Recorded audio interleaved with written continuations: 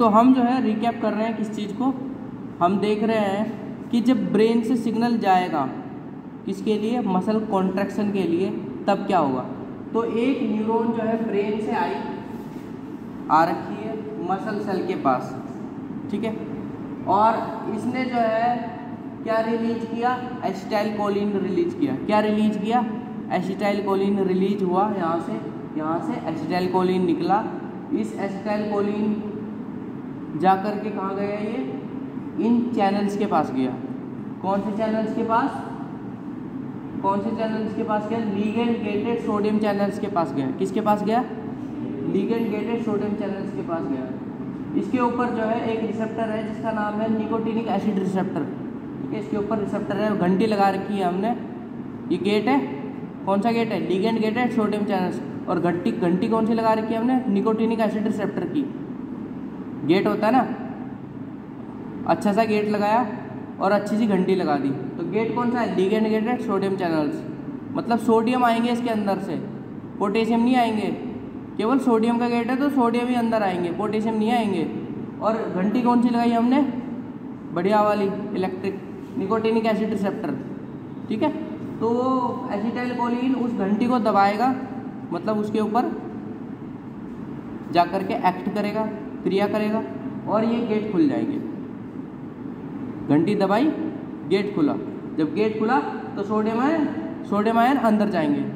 Sodium ion अंदर जाएंगे तो क्या होगा, सोडियम की कंसंट्रेशन जब सेल के अंदर बढ़ने लगेगी तो मेम्ब्रेन की वोल्टेज में फ़र्क आएगा, मेम्ब्रेन की वोल्टेज में फ़र्क आएगा। जब फ़र्क आएगा तो उस कंडीशन को हम कहेंगे डीपोलराइजेशन। मेम्ब्रेन की वोल्टेज में फ़र्क आने को हम कहेंगे डीपोलराइजेशन। क्या कहेंगे, डीपोलराइजेशन। इस डीपोलराइजेशन की वजह से, मतलब मेम्ब्रेन की वोल्टेज में फ़र्क आने की वजह से, यहाँ पर एक और संरचना है जिसको हमने नाम देते हैं टी ट्यूब्यूल। क्या नाम देते हैं, टी ट्यूब्यूल। टी ट्यूब्यूल मतलब उल्टा टी के समान एक संरचना है जिसको हमने टी ट्यूब्यूल नाम दिया। उसके ऊपर भी कुछ जो है चैनल्स हैं। कौन से चैनल्स हैं, वोल्टेज सेंसिटिव कैल्शियम चैनल्स हैं। कौन से चैनल्स हैं, वोल्टेज सेंसिटिव कैल्शियम चैनल्स हैं। अच्छा, यहाँ पर कौन से गेट है, ये कैल्शियम के, यहाँ से केवल कैल्शियम आएगा, सोडियम नहीं आएगा, पोटेशियम नहीं आएगा, क्लोराइड नहीं आएगा। जिसका गेट वही एंटर करेगा, कैल्शियम के चैनल्स। और घंटी कौन सी लगा रखी है हमने इसके ऊपर, DHPR, डायहाइड्रोपायरिडीन रिसेप्टर, ठीक है। घंटी कौन सी लगा रखी है यहाँ पर, DHPR, डायहाइड्रोपायरिडीन रिसेप्टर। इस मेम्ब्रेन में वोल्टेज में फर्क आने की वजह से ये चैनल्स खुल जाएंगे और कैल्शियम आयन अंदर की तरफ आएंगे, ठीक है। कैल्शियम आयन जब अंदर की तरफ आएंगे तो इसकी कंसंट्रेशन बढ़ने लगेगी। अब यहाँ पर जो भंडार ये बना रखा है सार्कोप्लाज्मिक रेटिकुलम, ठीक है, मसल सेल के अंदर का खुद का जो भंडार है, पहली बात तो कैल्शियम बाहर से आए, अब अंदर का जो भंडार है कैल्शियम का सार्कोप्लाज्मिक रेटिकुलम में, यहाँ पर भी गेट लगे हैं।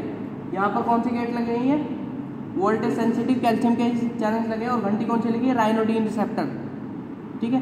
तो बेसिकली ये कैल्शियम आयन भी यहाँ से बाहर निकलेंगे, ठीक है। तो कैल्शियम की कंसंट्रेशन ओवरऑल जो है बढ़ जाएगी सेल के अंदर। हमें क्या करना है, कैल्शियम को बढ़ाना है। मेन मोटिव हमारा क्या है, कैल्शियम को बढ़ाना है, ठीक है। आपने देखा होगा जो मतलब जैसे जिसके अंदर कैल्शियम की कमी होती है उसको कई तरह की मांसपेशियों की बीमारी हो सकती है, उस कमज़ोर हो सकता है ना, उसकी मांसपेशियाँ कमज़ोर हो सकती है, वो इतना वजन नहीं उठा सकता, या इतना चल फिर नहीं सकता, इतना दौड़ नहीं सकता, इतना काम नहीं कर सकता, क्योंकि इस मांसपेशियों के संकुचन के लिए किसकी ज़रूरत है, कैल्शियम की ज़रूरत है यहाँ पर। अब कैल्शियम की कंसंट्रेशन जितनी ज़्यादा होगी उतना ही पावरफुल जो है उसका मसल कॉन्ट्रैक्शन होगा, ठीक है। समझ में आया। तो बेसिकली हमने क्या किया यहाँ पर, हमने यहाँ पर कैल्शियम की कंसंट्रेशन को बढ़ाया, कैल्शियम की मात्रा को बढ़ाया है, किसके अंदर, सेल के अंदर। समझ में आया। मेन मोटिव, अंत में रिजल्ट हमें क्या मिला, इतना सब कुछ करने के बाद पता चला आपको, कैल्शियम की कंसंट्रेशन बढ़ गई, बस इतना हुआ। अब ये जो बढ़ी हुई कैल्शियम की कंसंट्रेशन है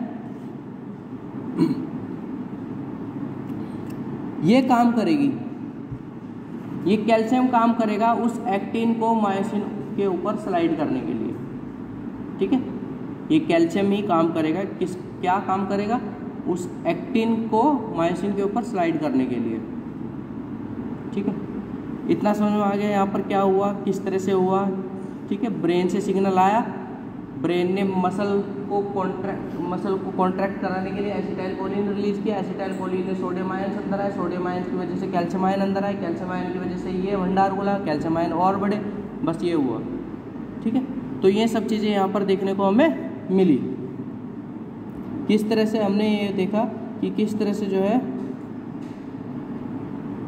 कैल्शियम जो है बढ़ता है सार्कोप्लाज्म के अंदर। ठीक है, देखो एक चीज़ और सीख लो आप यहाँ पर थोड़ा सा, जैसे ये कोई कोशिका मैंने यहाँ से उठाई अपनी बॉडी से और यहाँ से उठा दी, ये मेरी कोई कोशिका है, कोई भी कोशिका, उस कोशिका के अंदर क्या होता है, एक केंद्रक होता है, एक केंद्रक होता है, उस केंद्रक के अंदर डीएनए होता है, सभी को पता है। एक कोशिका है, कोई भी कोशिका ले लो आप, अपनी बॉडी की ले लो या किसी और की बॉडी की ले लो या किसी जानवर की बॉडी की ले लो, किसी की ले लो, कुत्ता की ले, ठीक है, किसी की ले लो, वो आपको इसी तरह दिखाई देगी। ठीक, उसके अंदर क्या क्या दिखाई देगा, ये प्लाज्मा मेम्ब्रेन दिखाई देगी, ये केंद्र दिखाई देगा, उस केंद्र के अंदर डीएनए दिखाई देगा। ठीक है, और ये जो जितना भी एरिया है, ये क्या है, ये जितना भी एरिया है केंद्र के और इस प्लाज्मा मेम्ब्रेन के बीच में, ये जितना भी एरिया है, इसको हम क्या नाम देते हैं, साइटोप्लाज्म। क्या नाम देते हैं, साइटोप्लाज्म। एक तरह का द्रव भरा हुआ है यहाँ पर, द्रव पानी में मानो, है ना, उसको हम नाम देते हैं साइटोप्लाज्म। मसल सेल के साइटोप्लाज्म को हम नाम देते हैं सार्कोप्लाज्म। साइटोप्लाज्म ना कह करके क्या नाम दे देते हैं, सार्कोप्लाज्म। ठीक है, अब जैसे ये कोशिका है, ठीक है, इस केंद्र से जुड़ी हुई एक मेम्ब्रेन जो है इस तरह से होती है, इसका नाम है एंडोप्लाज्मिक रेटिकुलम। इसका नाम है एंडोप्लाज्मिक रेटिकुलम। यहाँ की जो एंडोप्लाज्मिक रेटिकुलम होगी उसको हम नाम दे देते हैं सार्कोप्लाज्मिक रेटिकुलम। ये